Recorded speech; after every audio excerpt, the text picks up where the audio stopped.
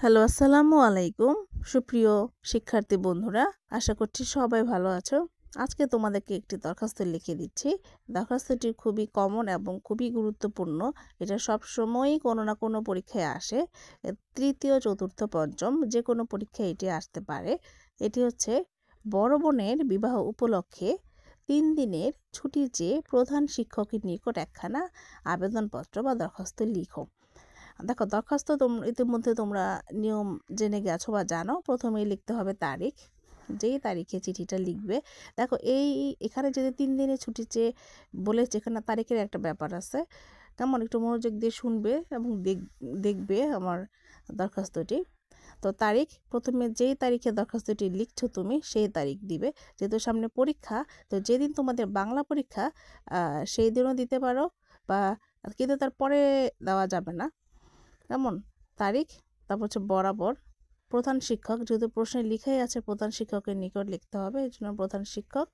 বিদ্যালয়ের নাম, তোমরা যে যার বিদ্যালয়ের নাম লিখবে, যে বিদ্যালয়ে পড়ো। তারপর বিদ্যালয়টি যেই উপজেলা এবং জেলায় অবস্থিত তার নাম লিখবে। আমি লিখেছি হাজীগঞ্জ, চাঁদপুর। তারপর হচ্ছে বিষয়টি একটু গ্যাপ দিয়ে লিখবে, যাতে বিষয়টি খুব তাড়াতাড়ি নোটিস করা যায়। বিষয় হলো বোনের বিবাহ উপলক্ষে 3 দিনের ছুটির জন্য আবেদন।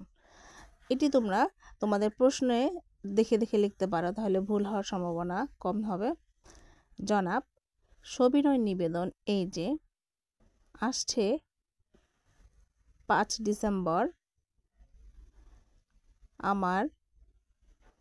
ডিসেম্বর তারিখে আমার বড় বোনের বিবাহের দিন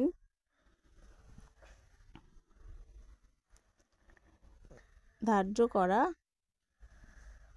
হয়েছে। একটু দেখো, এখানে বিবাহের দিন লিখেছি 5ই ডিসেম্বর। তাহলে যেহেতু তুমি 3 দিনের ছুটি চেয়ে নিচ্ছ, তাহলে তোমাকে এখানে তুমি যে তারিখটা লিখবে, আমি যে 5ই ডিসেম্বর লিখেছি তোমার এরকম লিখতে হবে এমন কোনো কারণ নেই। তুমি যে তারিখে বোনের বিবাহটা লিখবে তার থেকে 4-5 দিন আগে তুমি দরখাস্তটা লেখার তারিখ দিবে।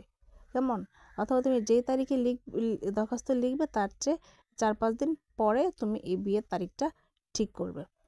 কেমন, তারপর হচ্ছে, সেজন্য 4 ডিসেম্বর থেকে 5 ডিসেম্বর পর্যন্ত 3 দিন বিদ্যালয়ে উপস্থিত থাকতে পারবো না।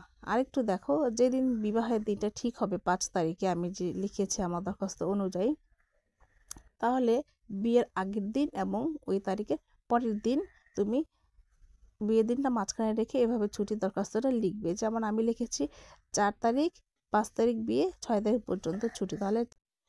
তাহলে এইভাবে বুঝে দরখাস্তের তারিখগুলো তুমি এইভাবে চেষ্টা করবে। কেমন, তারপর দেখো, কারণ বিবাহের নানাবিধ কাজ আমাকেই সমাধা করতে হবে। তারপর হচ্ছে শেষের প্যারা, অতএব প্রার্থনা এই যে আমাকে উক্ত 3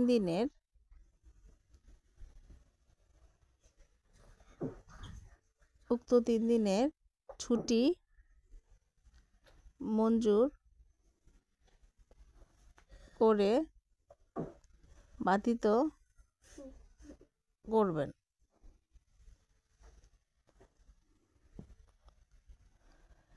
নিবেদক অথবা নিবেদিকা একান্ত অনুগত ছাত্র বা ছাত্রী, বা একান্ত বাধ্যগত ছাত্র বা ছাত্রী নাম লিখবে, যার যার নাম, নিজের নাম, শ্রেণী লিখবে, তারপর লিখবে রোল নাম্বার। তো শিক্ষার্থী বন্ধুরা, আশা করছি সবাই ভালোভাবে পরীক্ষা আনসার করতে পারবে। তো সবাই ভালো থেকো, সুস্থ থেকো। আল্লাহ হাফেজ।